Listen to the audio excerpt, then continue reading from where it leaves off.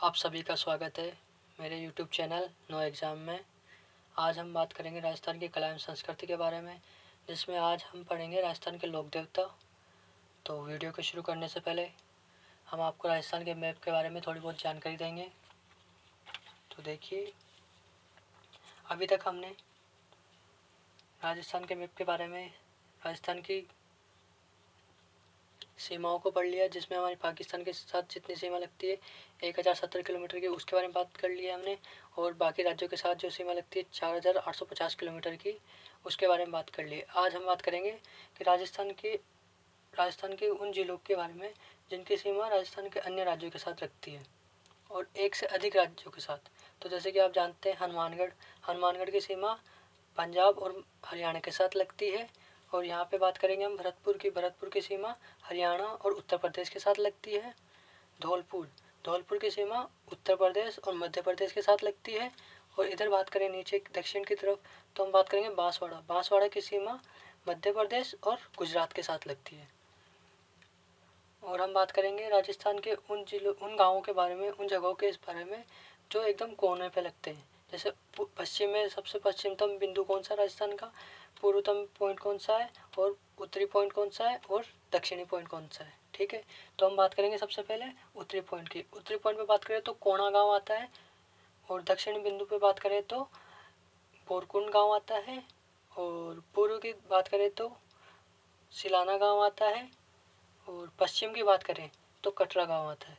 तो इनको याद करने की एक सीधी सादी ट्रिक है।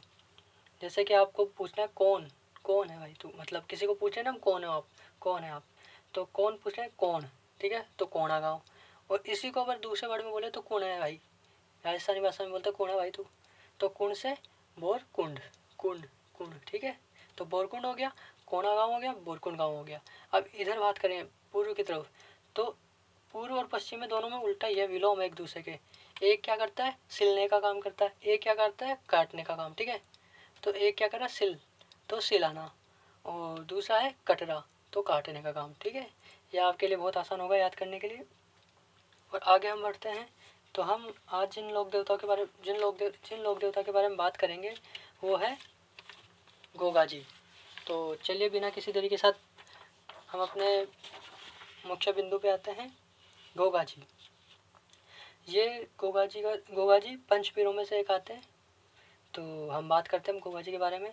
गोगा जी का जन्म ददरेवा चूरू में हुआ था। इनके पिताजी का नाम, जैसे कि आपने देखा ददरेवा चूरू में होता है इनका जन्म, और इनके पिताजी का नाम जीवराज चौहान था, जिन्हें जावर भी बोलते हैं। और इनकी माता का नाम बाछल देवी था। गुरु का नाम गोरखनाथ था। पत्नी का नाम केलम दे, जो पाबू जी की भतीजी थी।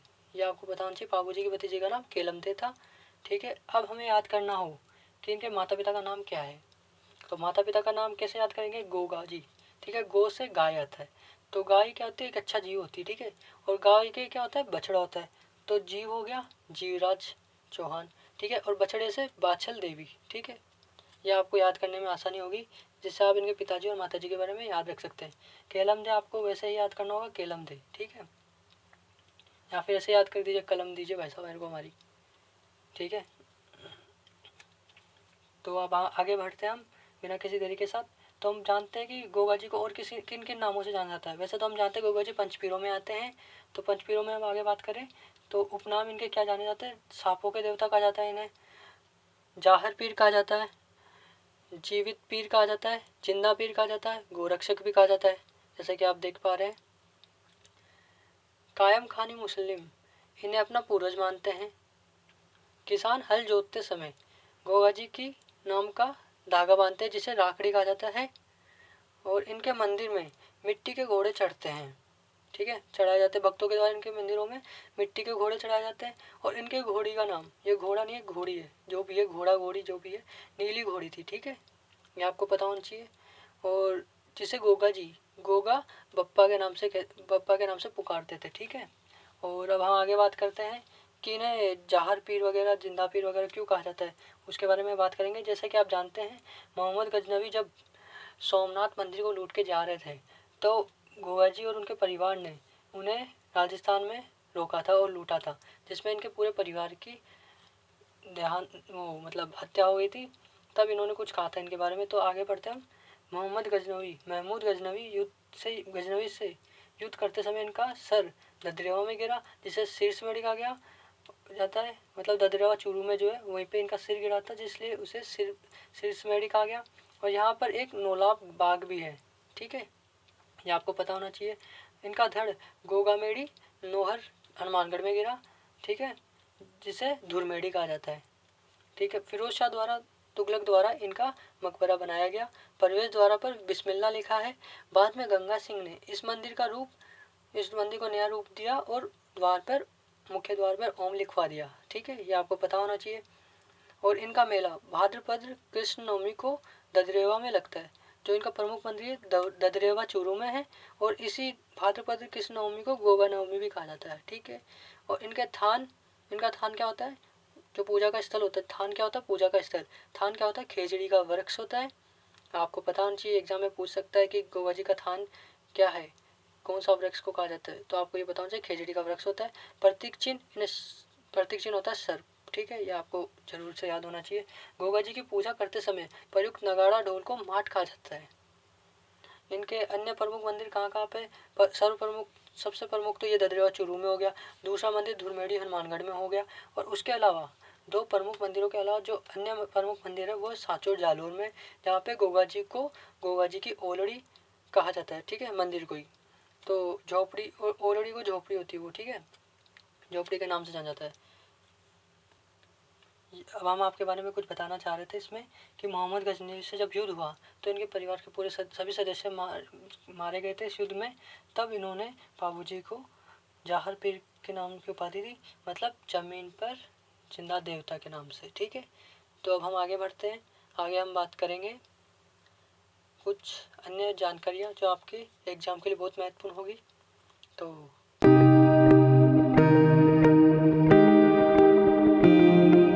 गोगा जी के बारे में सब कुछ जान लिया है, तो हम बिना किसी तरीके के साथ आगे बढ़ते हैं।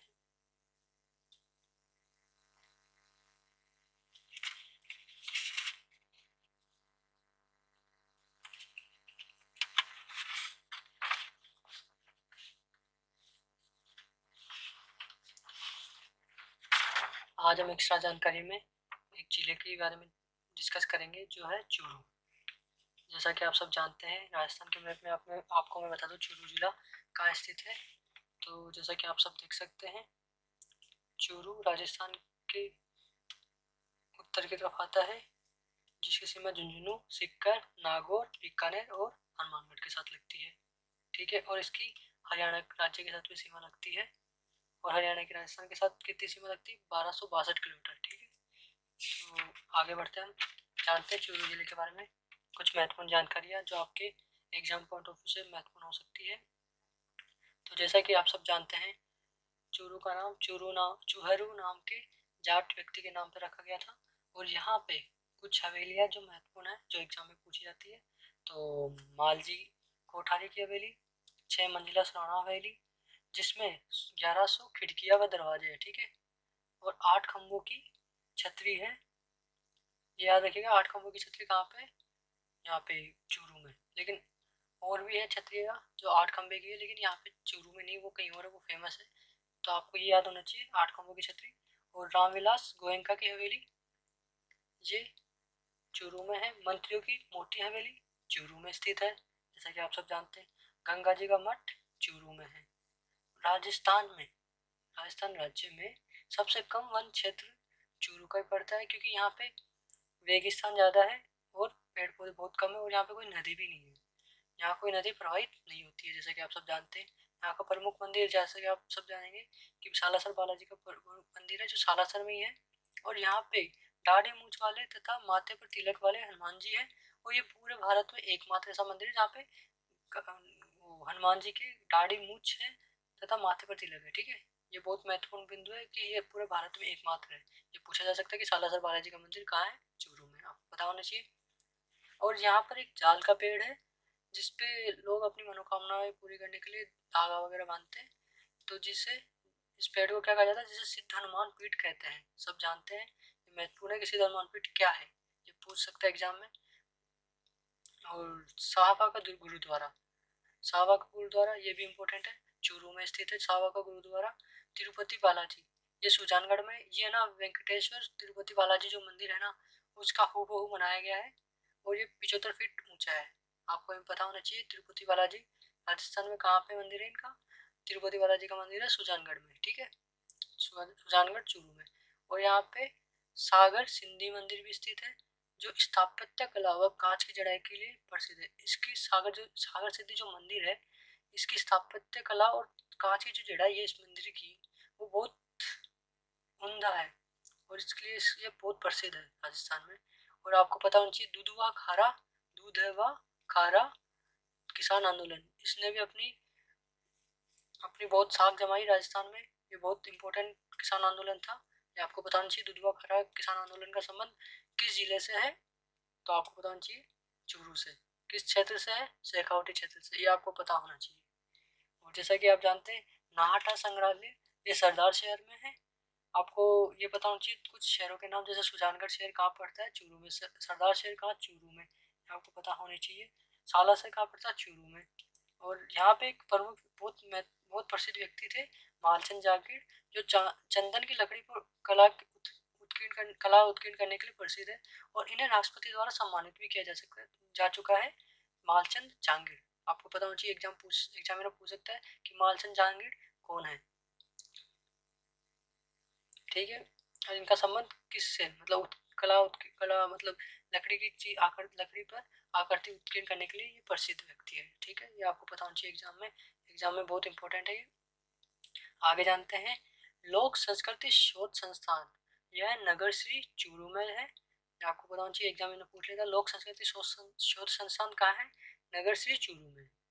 और यहाँ पे एक प्रसिद्ध मंदिर है, मनसा देवी का मंदिर, जो चूरू की लोक देवी है, ठीक है। और ये चूरू की लोक देवी भी है और यहाँ पे इनका मंदिर भी है, ठीक है। कन्हैयालाल सेठिया, ये तो बहुत इंपॉर्टेंट है, पूछ सकता है एग्जामिनर। ये तो पूछने के बहुत ज्यादा चांस है। कन्हैयालाल सेठिया का संबंध राजस्थान के किस जिले से है? चूरू जिले से, ये आपको पता होना चाहिए। और आगे बात करें, राजस्थानी भाषा की भीष्म पितामह किसे कहा जाता है? कन्हैयालाल सेठिया को कहा जाता है। इनका संबंध सुजानगढ़ में इनका जन्म हुआ था। और इन्होंने कुछ लिखा है जो बहुत इंपॉर्टेंट, जो एग्जामिनर एग्जाम में पूछता है। धरती दोरारी, पातल पीतल आदि रचनाएं इनकी, जो आप एग्जामिनर आपसे पूछता है कि धरती दोरारी किसने लिखा है, किसकी रचना है? कन्हैयालाल सेठिया की। पातल पीतल किसकी रचना है? कन्हैयालाल सेठिया की। ये महत्वपूर्ण रचना है जो पूछी जाती है एग्जाम में और आते भी है, पहले के एग्जाम में पूछा भी गया है। और आगे बात करें तो आगे बात करेंगे हम ताल छापर अभ्यारण्य की। ताल छापर अभ्यारण्य ये सुजानगढ़ चूरू में है। और इसमें जो इसका अन्य नाम क्या है? इसका अन्य नाम काले हिरणों का संसार भी कहते हैं इसे। और यहाँ पे 34 तरह की घास पाई जाती है और इसी वजह से यहाँ पे पक्षी भी आते हैं, बहुत बाहर के विदेशी पक्षी भी आते हैं। और यहाँ पे कुरंजा पक्षी की शरण स्थली भी है, द्रोणाचार्य का आश्रम भी है। तो जैसा कि आपने सब ये जानकारी जानी चूरू के बारे में, आप महत्वपूर्ण जानकारी जान चुके हैं कि चूरू जिले के बारे में। ये तो मिनी जिला दर्शन है, जैसा कि आप पढ़ रहे हैं। जब मैं पूरा जिला दर्शन कराऊंगा तो इसमें और भी बहुत सारी जानकारी मिलेगी आपको, लेकिन ये भी बहुत महत्वपूर्ण जानकारियाँ थी जो आपके एग्जाम में पूछी जाती है। ये सभी इम्पोर्टेंट जानकारी है। और मैंने आपको कुछ बातें, एक ये रह गया चूरू का किला। जैसा कि सब जानते हैं, चूरू का किला खुशहाल सिंह ने बनवाया था और ये 1739 ईस्वी में बनाया गया था। और ये जिला इसलिए प्रसिद्ध है, यहाँ के ठाकुरों ने जब इनके तोप के गोले खत्म हो गए तो चांदी के गोले दागे थे दुश्मनों पे, ठीक है। जो इन पे आक्रमण करने आए थे उन पे चांदी के गोले दागने के लिए ये जिला प्रसिद्ध है, चूरू का किला। ये एग्जामिनर पूछ सकता है कि ना ऐसा कौन सा किला है जिसने अपनी रक्षा के आत्मरक्षा के लिए चांदी के गोले दागे? समझ सकते हैं, चूरू का किला। ये पता होना चाहिए आपका। धन्यवाद। आगे की जानकारी के लिए हमारे चैनल को सब्सक्राइब कीजिए, बेल आइकन को क्लिक कीजिए और वीडियो को ज़्यादा से ज़्यादा लोगों तक शेयर कीजिए, जिससे जिससे कुछ लोगों की मदद मिल सके जो जो कोचिंग्स वगैरह अफोर्ड नहीं कर सकते, इसलिए। तो धन्यवाद।